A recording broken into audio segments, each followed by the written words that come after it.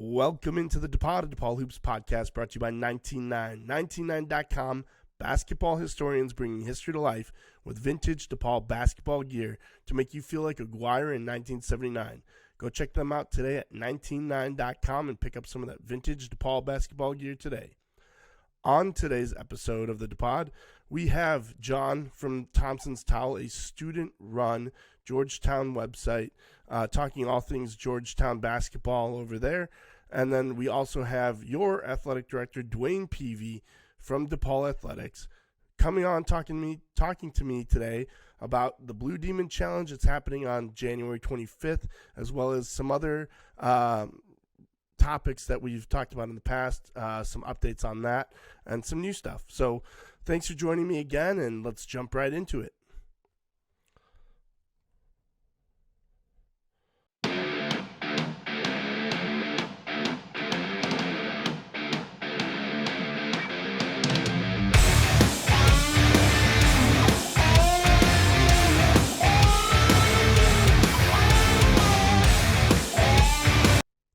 All right, welcome into the DePaud, brought to you by 199.com.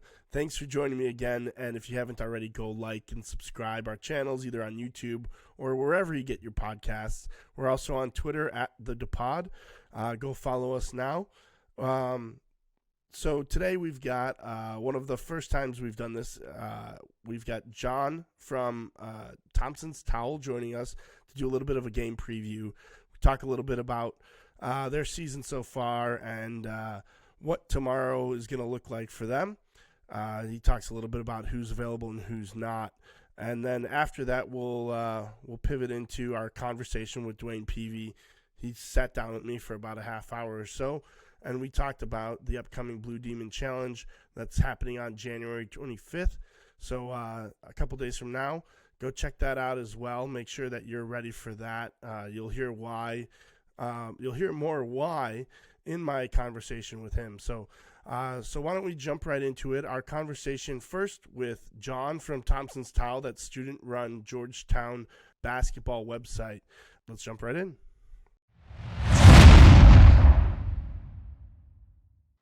All right, we welcome in Thompson's Towel. John from Thompson's Towel, thanks for joining me. We're going to do a little bit of a preview of tomorrow's game. How you doing? And what do you got for me? What's Georgetown looking like these days? Yeah, thanks for having me. Excited to be here. Everything's good on my part, aside from Georgetown basketball, pretty much. It's no secret things are an absolute disaster, and the bar just keeps getting lower. Just when you think, all right, that's it, doesn't get any worse than that, they find new ways to disappoint, even though the standards have never been lower. I don't think we're going to win tomorrow. I honestly hope we don't win another game for the rest of the season, just so whoever we hire next can break the streak and start their tenure with some good juju. I'm not looking forward to it. I actually can't go because I have class, so I'm happy about that, though, because I don't know if I want to watch that game. No, fair enough. I mean, it is, like, I guess, the sickos college basketball game of the week. Oh, yeah. So, I mean, you look at your team, though. I mean, it doesn't add up. The lack of success doesn't seem to add up. And I feel like, back when DePaul was in that area, I was a student. I was working for the athletic department, and the talent on the team didn't add up to the product on the floor. Right. You have Primo Spears scoring 37 points last game. Yeah, I think aside from him, who else do you need to click? I mean, you have a Cook scoring 14. What's missing? What's the missing piece? Is it execution? Is it really coaching? What's going on? Well, obviously, Heath and Murray have both been out for an extended period of time, and those guys usually start and play, at least when healthy. But in the beginning of the season, we're playing at minimum 35 minutes a night. So those guys are obviously huge losses, and I'm not sure. I don't think Heath will play. I'm not sure on the status of Brandon Murray. They're pretty tight-lipped about their statuses. I wouldn't be surprised if he's a game-time decision, but it would be his first game in some time. So even if he does play, would expect him on a minute restriction, or at least wouldn't be 100% out there. So those guys, obviously, big losses for us the last month or so, I'd say. Um, but at the end of the day, yeah, I would say when you look at the entire Ewing era, especially this year and last year, obviously is when our struggles have been the most prominent. Um, its talent hasn't really been the problem. Last year, obviously more so than this year, you could see the guys that transferred out ended up at schools like Pacific and Eastern Michigan and Cal Baptist and things like that. Georgetown should never have those caliber players on their team. No shade at those guys who transferred out.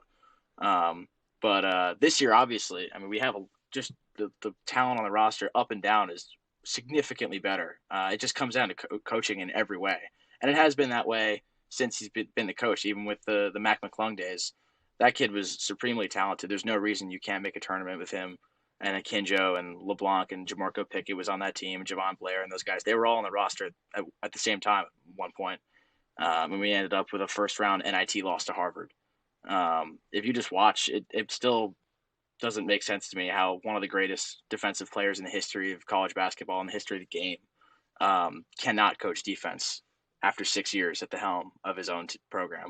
It's honestly sad, but yeah, talent's not the issue here. If the new coach next year can convince some of these guys to stay, obviously not all of them are perfect. You know, you have to be some degree of bad to lose a lot of games in a row. But I wouldn't be upset if some of these guys stayed next year. They got potential.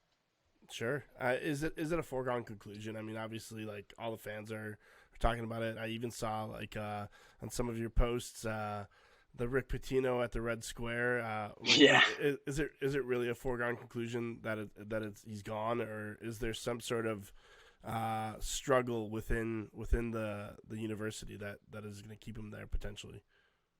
I mean, we certainly hope he's gone. I know just from talking around, not even within Thompson's Towel, just the student body in general, there's just a general lack of interest. I know the game that was immediately following winter break was heavily attended because it was the night before classes started, so nobody had anything to do except go to the game. And we watched them lose to a pretty miserable Seton Hall team that night. So I mean, on the university's part, it's just I mean, it's the PR thing like St. John's had with Chris Mullen. It's just how do you figure out a way to let this happen? You can't just come out the day after the season ends and just say, yeah, he's fired. It's Patrick Ewing. He means more than just a coach. Any normal coach would, obviously. So it's going to be a tough scenario. The buyout, I don't think is going to be an issue from what I've heard. Monetarily, I don't think they're going to have an issue paying that out. I don't know if it's going to be a reduced buyout, or we're not exactly sure what the number is. I've heard anywhere between like 11 to 13 million. I've heard someone say it's around 8 million because of that extension after the Big East championship win in 2021. But I think, yeah, honestly, it's a matter of, obviously, I mean, just performance based. Any other coach would be probably out on his ass already. Right. I'm surprised they haven't handled it like Notre Dame has handled Mike Bray. But this is Georgetown, and they're not usually as logical as a school like Notre Dame is. And it would have been the easy route just to say a month ago or so, a couple weeks ago, just to say we had a great run, even though we didn't. But this is Patrick Ewing's end. So it's gonna be interesting to see because I mean, obviously, the season's ending in I don't even like a month and a half now. So it's going to be interesting to see the route they take because now, especially with jobs opening up, Notre Dame's open, Texas is open. We're hoping Louisville doesn't open up, but you never know if they give up on Kenny Payne that quickly. It's obviously uglier there than it is here. So they're going to have to act decisively and quickly if they want to get whoever's at the top of their list to come because there's a lot of better jobs or equally as good jobs out there. Right. And who's on your list? Who's on your want list aside from Patino, the obvious? Ed Cooley, obviously. His daughter's actually a senior at Georgetown right now. And obviously he's a fantastic coach. I don't want to say he reached his ceiling at Providence, but I mean, a Sweet 16 is a Sweet 16 anywhere. I'm not sure. I know he just did agree to a new contract at the start of before this season, so I don't know what that contract will look like, but I'm certain Georgetown can come up with the money if they really want him that badly. Although I do know he turned away Michigan a few years back before they hired Juwan Howard, so I don't know just how interested he is in the job. But I mean, Georgetown in general is a better job than Providence, so I'd assume if they target him hard, I'd assume he would end up at Georgetown. I actually think he might be the first call the administration makes. I don't think they want to get entangled in the Pitino business. after everything that happened. Although I think they should. I don't think they will. Aside from him, there's honestly, after those two, there's not really a drop off, just like, lesser known. Last year, Kim English was a guy that was floated around. Obviously, it's only his second year as a head coach, but he's young. He knows the area well. Obviously, being a coach at George Mason now, he was under Rick Barnes for a while. I wouldn't be opposed to seeing that, although I feel like I'd rather have someone with just a more established pedigree as a head coach. You always want that, right? I mean, yeah, obviously, but I just meant, for a school like Georgetown, I feel like we could do better at this stage. A couple years down the road, if he has sustained success there in the A10, sure. But I just don't think if you're firing a guy like Patrick Ewing, you can't take a risk on a guy who's only been a head coach for 2 seasons at a mid-major. Otherwise, you're gonna end up with more of the same. Exactly. So that's been the case for like guys like Takayo Siddle and Pat Kelsey and guys like that. There's always people clamoring for Mike Jones as the associate head coach down there at Virginia Tech. Obviously, that's just way too big of a risk. If someone wants to bring him in to be the top assistant, I'm fine with that. But I'm not going to hire a guy who's an assistant at Virginia Tech and it was a high school head coach to be the head coach at Georgetown right away. So honestly, after those primary two, Patino and Cooley, I'm not really sure. I'd actually be really curious to see who the administration has lined up, assuming Ewing is gone, because 2 is a pretty short list, but we'll see. What Georgetown team are we going to get tomorrow? What is DePaul up against? Man, there's so many different ways you can answer that question because there's so many different Georgetown teams we've seen this season. You saw them play UConn just surprisingly really well out of nowhere. But then you also see them just like give out duds on a weekly basis. And we were talking about it earlier. If they want to win, they just have to execute on defense, which is a lot to ask of a team like this. But honestly, if they're going to win tomorrow, it's the recipe they've used the last couple of years under Ewing. They just have to score. Sure. They just win by outscoring people. That's literally it. Primo Spears, as much as I don't like the fact that he dribbles for about half of our possessions, he is extremely talented. He can get to the bucket. He can shoot. Jordan Riley's had a huge breakout now that he's been in the starting lineup. He does more than just being athletic. He can shoot. He can drive to the paint. Kudus, even though he's not the guy he was a couple years ago, I don't know what Maryland did to him, but if he can get double-double down there, I know DePaul's got some size, but, they're just going to have to score if they're going to win. That's the only way. They're just never going to win a game with defense. Fair enough. Yeah, and DePaul, it seems to be playing their better defense than they had earlier in the season too. So that'll be a key there. It'll probably be a pretty high-scoring game is my assumption, especially Absolutely. with DePaul living by the 3. And, of course, the now Caleb Murphy being present in the lineup and having him as a true point guard as the conduit to the rest of the offense. So we'll see how it goes. Hopefully it's 29 for you, but thanks for joining me, and I appreciate your time, man. Talk Absolutely. soon. Thanks for having me. Really appreciate John from Thompson's Towel jumping on and breaking down Georgetown basketball this year for me, and for all of you, really. We're going to try to do that a little bit more often with some of our opponents, especially from the Big East, especially this year from the Big East, as the podcast grows. So keep on listening. Appreciate you guys sticking with me, and let's jump into the next part of the show with DeWayne Peevy, DePaul Athletic Director.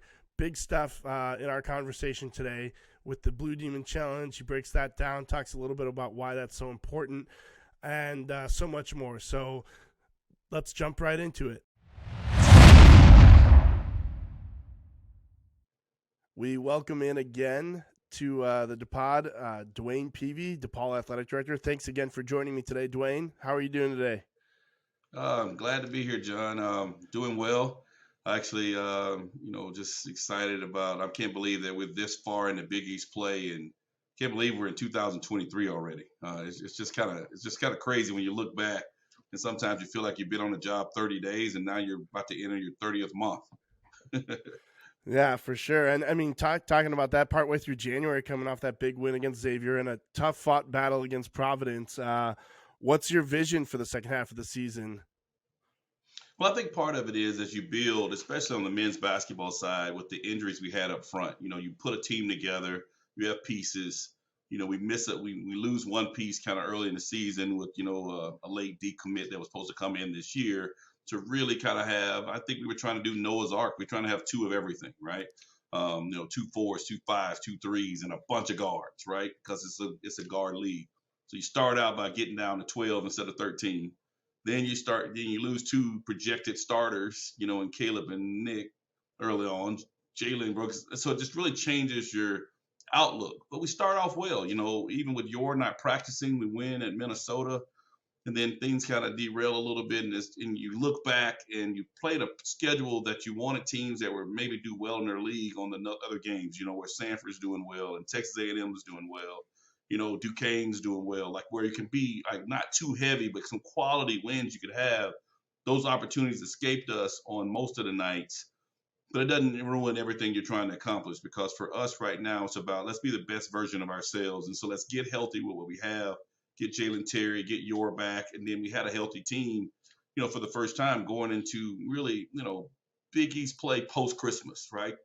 Throwing it out there against Creighton, showing that we can compete early on in that game, giving us some life, and then getting back home in that stretch of 5 out of 6 home games. We didn't handle it exactly how I wanted it to. Obviously, you want to win every one of those games. That Providence game that we really didn't perform at a high level, the Seton Hall game that we still kind of feel internally that got away from us. But you go back and after all that adversity, you pick up that win against Xavier when nobody's expecting you to have a chance. And it just lets you know that this program and these young people to know what they're capable of, because coach is telling them every day, you're good enough to compete with anybody in this league. Sometimes it takes one of those efforts for people to really buy into it. And it's not just our fans or our university or, our supporters, but our student athletes as well. And I think that gives momentum where you're now disappointed when you go lose a game at Providence, because you have the capability where things go your way, you can win those games. We're not out of any game that we can play in this league, home or away. To me, Providence is probably the toughest place to play at in our league that I've seen as far as an environment.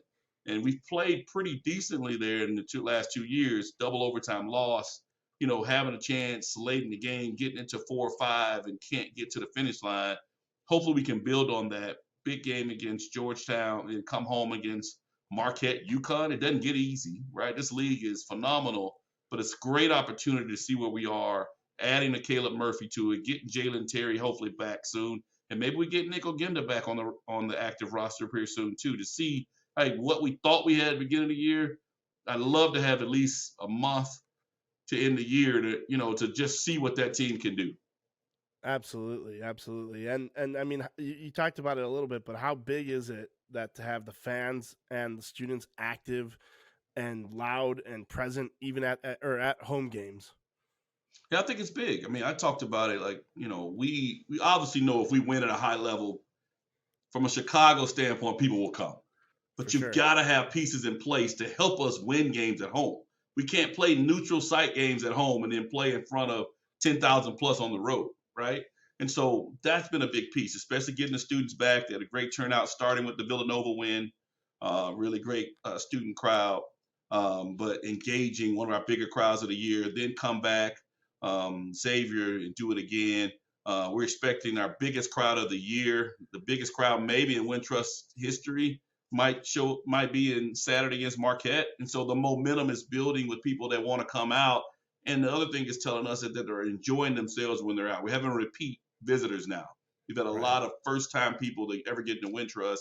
We're trying to put on a show outside of what's going on the court. People want to have fun and be entertained and walk away with some, let's go to another game. We had a blast. And sometimes that's a win and sometimes that's a loss. But you want that environment to give you a chance to win, because people come to this place and want to play in front of big crowds and a big stage in the Big East, right? And then you do that everywhere else. Those kids see that too. You want that environment at home sometimes as well. And I think, if we can, have an undefeated week, that could really change the trajectory of where we're going, getting into the back half of the conference season. For sure. And I mean, going into the Big East tournament too, what do you think? What do you think they could do? What do you think the team can do as far as outlook on that? Well, I think first of all, you try to put yourself in a position to have the best seed possible, to be in the right kind of matchup. And we're early still, so it's not like we automatically on the first day. We've got work to do. The good thing is there's a lot of team bunched up, so I'm always going to operate on the optimism. Nothing's predetermined. We got 2 games against Marquette, 2 games against UConn. We're done with Providence. We've got another game with Xavier that's in the top, another game with Creighton. So if you look at the teams that are at the top right now, they're looking like they're in postseason. There's opportunity and there's toughness, right? It's hard. It's not easy, but there's opportunity to put yourself on a bigger stage. But my goal, immediate goal, obviously you want to win every game. You want to win the Big East. You want to get the tournament. My goal is to get to Friday for the first time in Big East history. Yeah. No, We've never done it. It's something I talked to about with Stubbs from day one. How do we feel to get there? I witnessed it firsthand on Friday just to see what it was like and see what we're missing out on. I'm never going back without my team. Yeah. And so I want to get back to Friday because that means a lot. If you're in semifinal Friday in the Big East tournament, you've elevated yourself to a different spot where you have, 1, a legitimate chance to go win the tournament, and 2, you've changed and done something that we haven't done historically for the momentum we need that continues on past just a 1-year run. I'm hoping I have to change my travel plans too. I've got it planned through Thursday tentatively, and of course, God willing, Friday. So I got you. Okay. So let's go. Let's talk about the upcoming Blue Demon Challenge week, starting off here on the 25th. What is, for those who don't know, what is the Blue Demon Challenge, and what are your goals for this year? Well, for those that don't know, you might have seen different ones. It's our one-day giving, and it's a big one here for DePaul University. The Blue Demon Challenge, in one day, in a 24-hour period, we're trying to raise monies to change DePaul. And it's a $7 million goal overall across the university, and athletics has a $2 million goal. Same goal we had last year that we exceeded with $3.3 million. A large part of that was a big $1.5 million gift. And so we thought, hey, we kind of fell short without that. It's hard, to come back year after year with the same people, with added people giving in.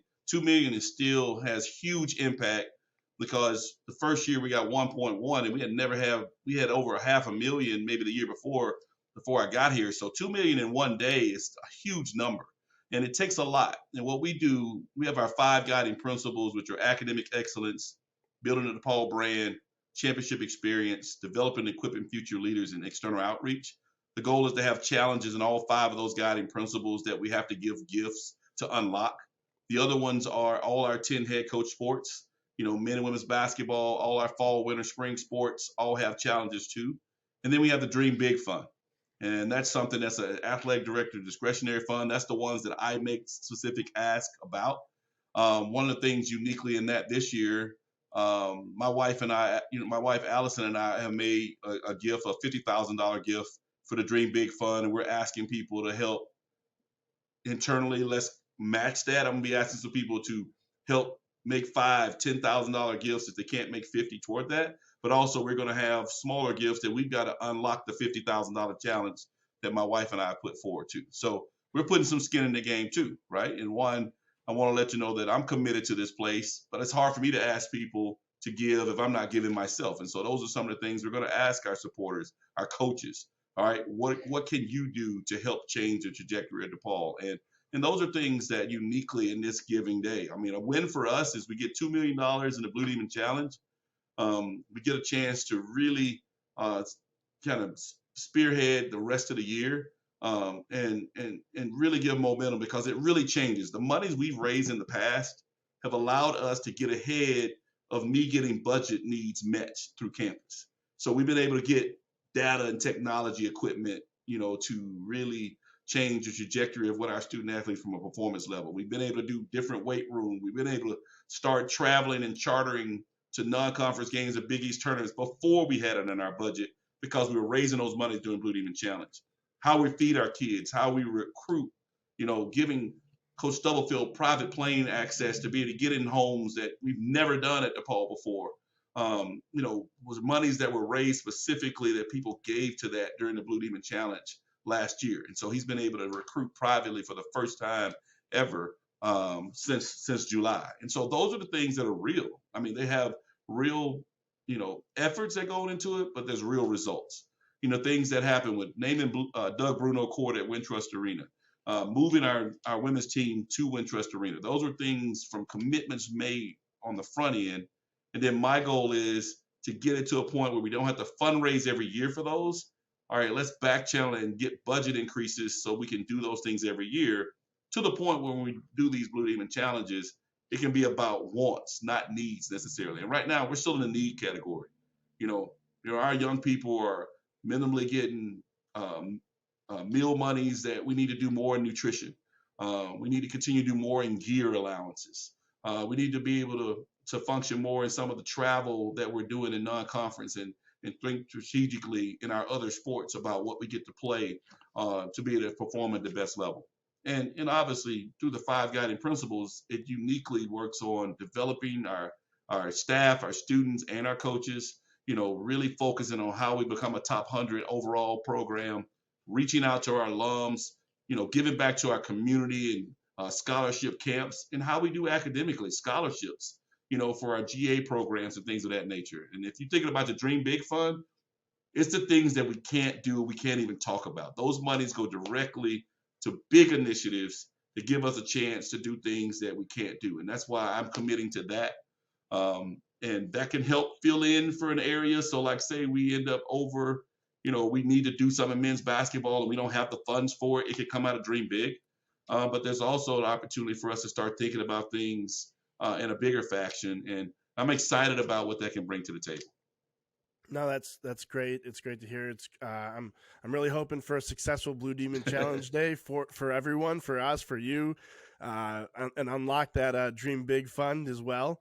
What you mentioned budgets, and privately, you've said to a few people about the budget for basketball, or the budget for athletics not going up not going up for a few years. Can you kind of talk a little bit more about that and how that's affected, and why it's so needed to get some support from the fan base as well? Yeah, I mean, it's one of the things that I addressed when I first got here, is that just in assessing where we were, and using a little bit of my accounting background in the NBA, is really studying the trends. And I just saw that we hadn't had a significant increase in our budget since really kind of 2009. And I think looking back, that was probably the investment that led to, really putting a lot into basketball. We brought in Oliver Purnell the year after, the work that goes in on the front end to do that. Same kind of challenge I had in a 6 months time, not knowing if you're going to make a coaching change, but you're either going to put more money into programs for Coach Leto, or you're going to be in a better position for the next, for the next coach if you're making a choice that soon, right? Right. Having, like, say we were doing that right now, we're more equipped to help Coach Stubblefield succeed, for Coach Bruno to succeed, that we didn't have, just 2 years ago. And I think that's part of it too. So, since 2009, I think the biggest thing that we put from a budget standpoint was allowing us to charter in men's basketball to conference games. That was the biggest budget lift that we've had in recent history. And so now the investment we've been making by this campus, by the previous administration and our current administration, to really start chipping away and changing the landscape, because here we were $4 or $5 million below the 6th place team in basketball budget, right? That was a big lift. There were other deficiencies, but that was the biggest one. And so a lot of that is salaries. That's a big part. But the other parts of is how you travel, recruit travel, team travel, meals, staff, all those things that built up. We're in a much better place. I'm anxious to see where we are. We just submitted the numbers to the NCAA. And so when those reports come out in spring, I'm anxious to see where we are, because our goal is to be in the top half of that from a funding standpoint. And then keep in mind, that's a moving number. But my hope is we are growing at a time where maybe some other people are taking a little bit of a step back post-COVID, because we've got to fund it in a market like Chicago, where things are probably a little more expensive than some of the markets. For us to be toward the bottom, how can we fund a program with the expectations of being a top half Big East team, which is a tournament team, if we're funding it at the near the bottom? And that's been a big challenge across the board, because basketball, men's basketball specifically, can produce revenue on a high level. Corporate sponsorships go up, the ticket sales go up, Merchandise and licensing goes up. The money's from the Big East. We get bonuses for making the NCAA tournament. And if we can all of a sudden affect enrollment on the university standpoint, those subsidies go up well. And that affects every other sport, right? That's a unique thing that basketball has to carry that burden. And we invest a lot of money into it. Even prior to my arrival, it's a lot of investment. But how are you getting return on the investment? I'm saying, hey, invest a little more and then hold our feet to the fire to get you return on that investment from an overall university standpoint. And that's what our fans, that's our supporters. It takes a lot. It takes everybody to be doing a little, but the university is a big booster to us too. And they're doing their part. They're stepping in. The board, the trustees is behind it. I feel like we have support of our full campus that wants to see us succeed, including the students that have been here in the time I've been here. They want us to win now. Now the pressure's on. They're coming out, as you're starting to see. They're investing their time and their effort and their dollars. Now we got to see results, and that's starting to happen. And we can have more nights like Xavier, like Coach Stubblefield said. That's what we're supposed to do. I know a lot of people talked about us not storming the court when you get the students. Hey, we got to get used to that. Now, I come from a place like Kentucky where you never storm the court. You come in with the expectation to win at home, right? Nobody's winning at Wintrust. That's the kind of thing we want to build up. We want people to storm the court on the road because they beat us. That's when you've arrived at a program, not when you're celebrating every top 10 win like it's never happening and it's never going to happen again. Maybe when we beat a number one team, I'll pay the fine. But we shouldn't be storming the court just because we beat a league team. That's not the program that we're trying to build here. And so we're going to celebrate, we're going to have fun, but we should act like we've been there and we know that we're going to have more happen. And that's just what the tradition and the culture we're building right now. That's awesome. I love the confidence. I love that bravado, and I think that that's the right way to go about it as well. A little bit more on the money side of things. NIL. The last time we spoke, Illinois hadn't altered their stance yet as far as universities being involved in the NIL. Right. Transaction, right? So how has the university started to participate in NIL a little bit more now that that's changed? Well, that's one of the things that's so fun about my job. You get a new job, you get the chance to be in the athletic director seat. You've been preparing for this your whole life, and two things change soon 6 months after you get the job. There's a new transfer portal, and there's NIL. The good thing is that I had good partnerships in that area, but DePaul really hasn't been in the brand building structure, right? Whether it's our accounts, our student athlete accounts, they weren't big brands at the time using this market. So we're a little behind. But that 1 year where the state law was preventing the school to be actively involved, gave us a chance to make some partnerships, third-party partnerships that people that could help. And so by the time this past summer, that we could help, now we've got a lot more partnerships in place. You're starting to see things like that take time to rebuild, like jersey sales and T-shirt sales, some of the different corporate sponsorships and things that are going through our legacy program and our partnership with Influencer. I was their first client at Kentucky with men's basketball. So having a relationship to be able to get in on the ground floor and be one of the first schools to have their full segment of, suite of options. And now the last piece is now we can actively go out. I can go out and talk to donors and tell them we, through a partnership with Athlete Advantage, we created the Under the L Fund. And that's something we're going to launch an online platform here pretty soon. One that allows our fans to do a subscription base where they can pay, anything from $25 to $1,000 a month or make a one-time gift to be engaged in kind of a membership to have experiences that they couldn't have in any other way. The other part of that is to allow people to give directly to a fund.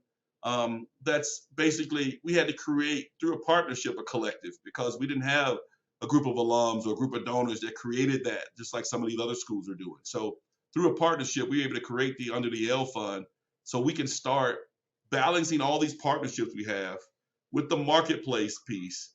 And then the collective piece is there too. So between the three of them, we should now be equipped for this off season to be able to, one, not have any retention problems with our student athletes. If they want to be here for every other reason that DePaul offers, the lack of an NIL full program is not going to be one of the reasons that we lose people.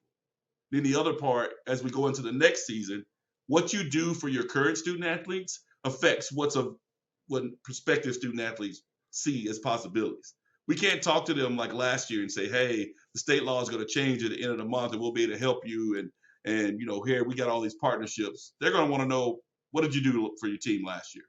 That's one of the things we are allowed to talk about, whether that's with prospective high school or transfer students. What do we do with our current students? And we can talk about and see the numbers and show that, okay, these programs are really in place versus selling hopes and dreams. And that's the part. If anybody wants to impact us, when those things are launched, we're focusing on Blue Demon Challenge this week, but my hope is next week we're turning the page and we'll have some things to talk about NIL directly.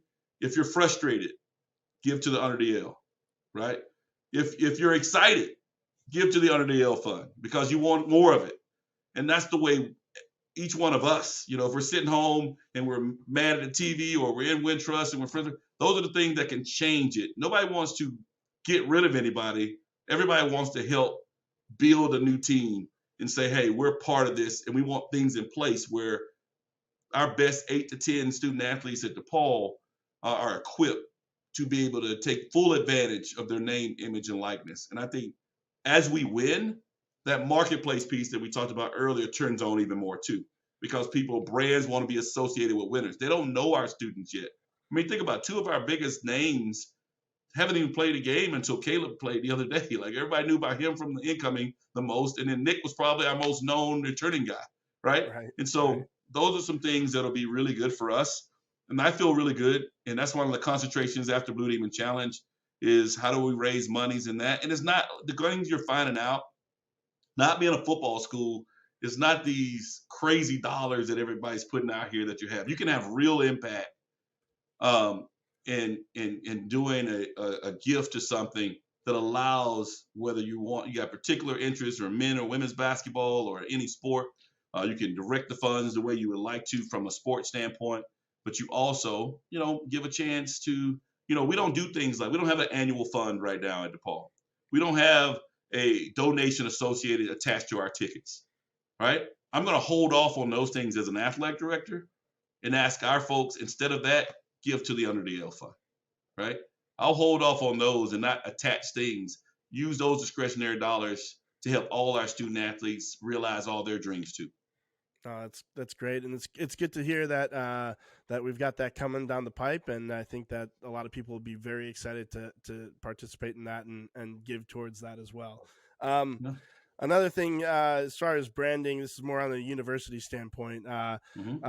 There's been some Big East schools that have released their own branded beers. I know we sell beer at Wintrust. I know we don't have much to do with that, but historically, Catholic monks have been known to brew beer, so it's not outside the university's purview.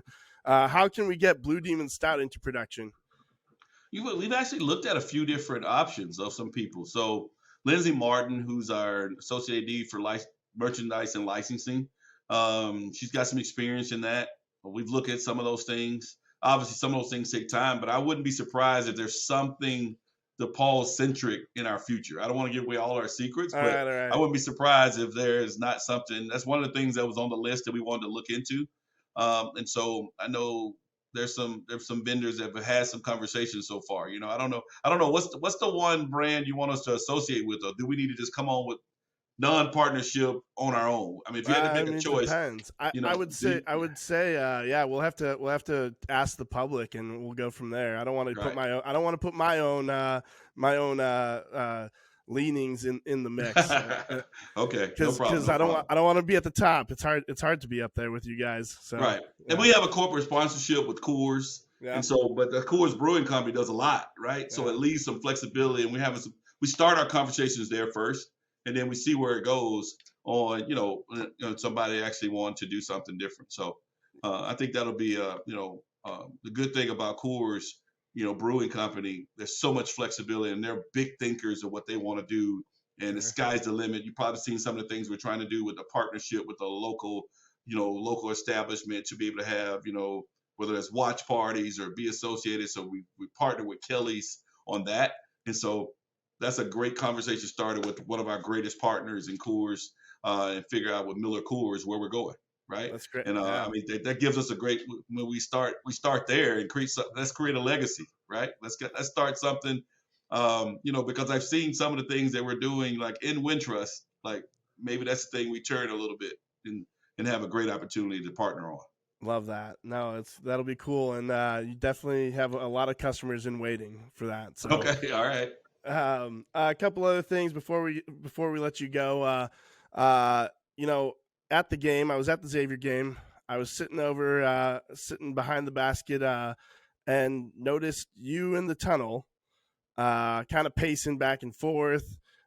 Sweating that game out with us, to be expected. But are you superstitious at all?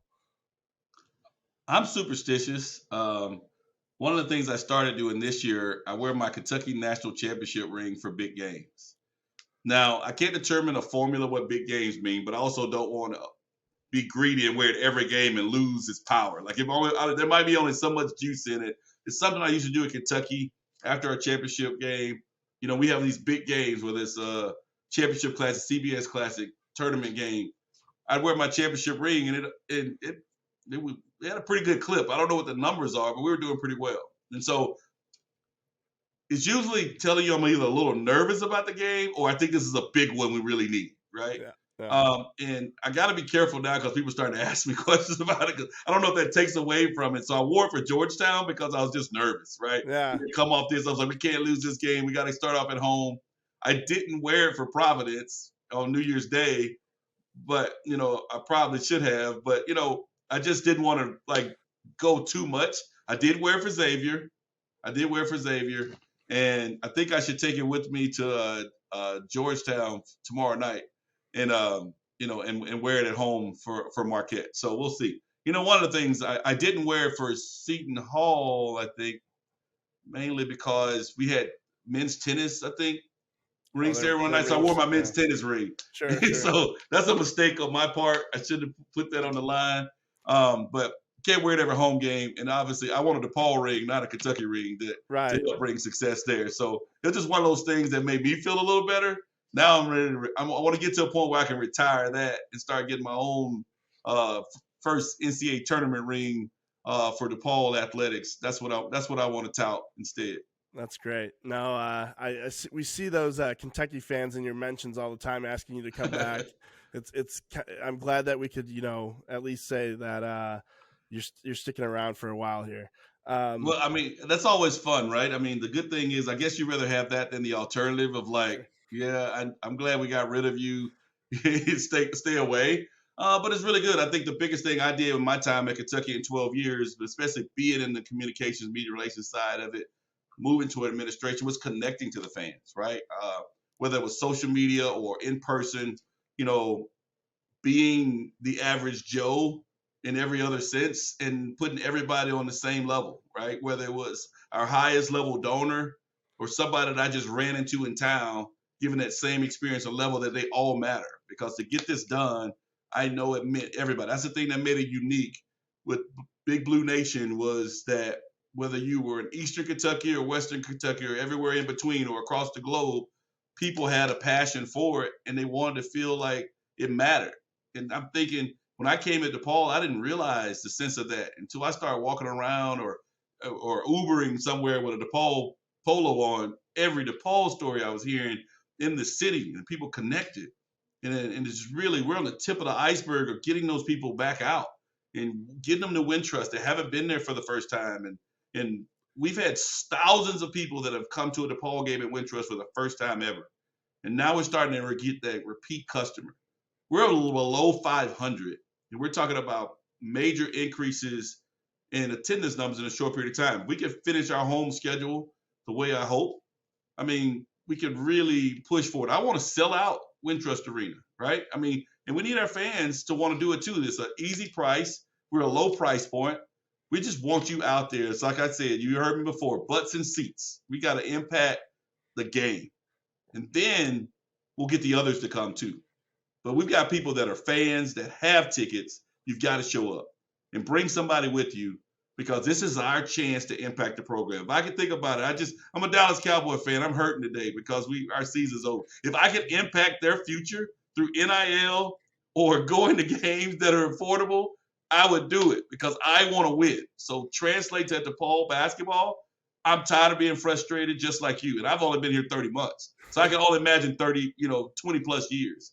is how can I impact it? I need to show up. I need to be the recruiter. I need to make sure next year, not only am I buying my season tickets, we're going to start renewals next month. Put your deposit down, $25. Lock in. Go get 4 more people, everybody, right? We got to lock in and show that we are committed to this program. I am. I'm beating the door down to my president like, hey, I'm in this. What are we doing? Every day. And Rob Manuel's been great. Gabriel Esteban brought me and my family here, and I can never thank him enough because this place, yes, there's a lot of things I didn't know, John, when I got here. And that's really because of the pandemic. People could say, you can research this job all you want. It's a private school, 1. And 2, I never saw campus until I got the job because you couldn't, right? And so there's challenges. But the things about basketball, the things that the main part of what I knew that had to be a big part of the change, there hasn't been any surprises. The surprises are on the positive side of the potential of our blue blood alums that I didn't know, when I was not following DePaul every day, the connection to the city, those pieces, those things are outstanding and are out there for. We have our alumni, men's basketball alumni coming back at the Marquette game. It's going to be a hell of a weekend, but we got to go take care of business on Tuesday. Otherwise, Saturday doesn't seem like much fun. And so I'm just excited. This is a place. I tell everybody that I talk to, they ask me how everybody's doing, how you like Chicago. I got to make sure I'm good at this job because my family loves it here and they're not leaving. So I got to make sure I got a job to keep food on the table because they're excited and they love this place and I do too. And the greatest thing is I love the interaction with fans. I love the interaction because that's why I have a job. If there was no passionate people about athletics, there wouldn't be an athletics director. Why would you need it? And I mean, it's hard sometimes, but the rewards are so great. I want championships. I want banners. I want rings. I want parades. And I think it allows you to put in that work. It allows you to suffer that pain when you know there's a chance. Hope is the one thing is easy to get up for. But let's shift that over because that's not a strategy. Let's really go after it. Let's really put into it. And let's come out and support these guys because some of them, we got 4 or 5 guys that won't be here just because their eligibility's up. This is their shot. They came here to help change our program. And they need to leave here with a good taste and look back and say they shifted the foundation of it. Last year's seniors, this year's seniors will translate so much to the future of what we're going to be at DePaul. And I know Coach Stubblefield and I are very excited about it.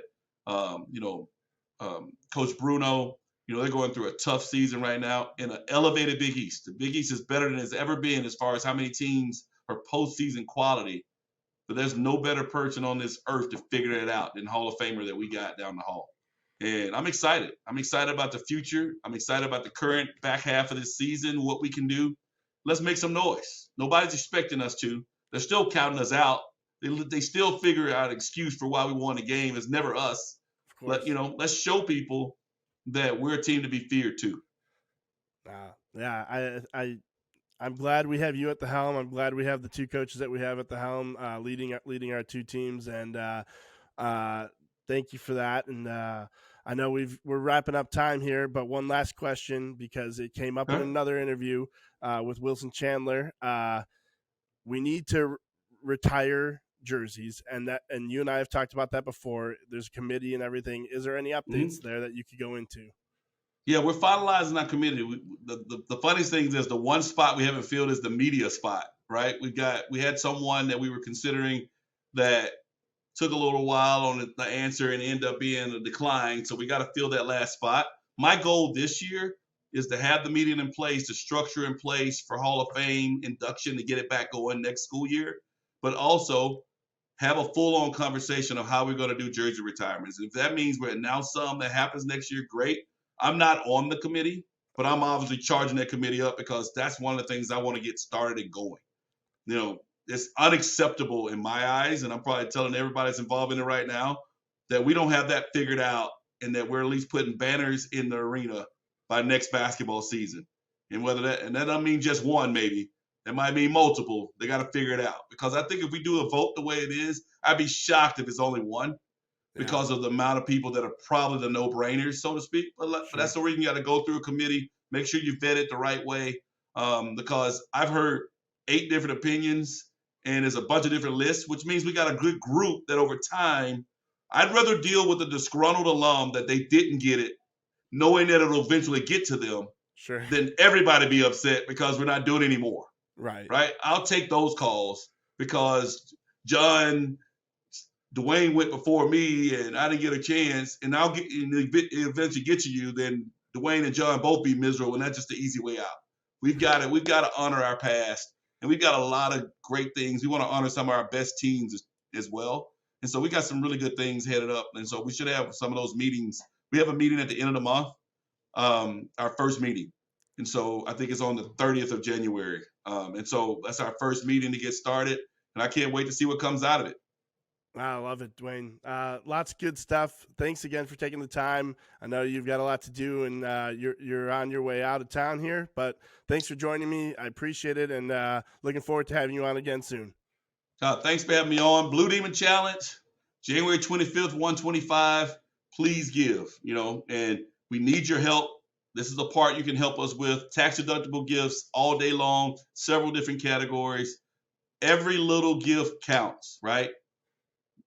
You can all make a difference. And follow the lead of your others. Let's have a great day. Let's have an undefeated week. Let's get it done. Let's start with our women's basketball team at UConn tonight. Let's shock the world. Absolutely. It's time. All right. Thanks, John. Thanks. Bye.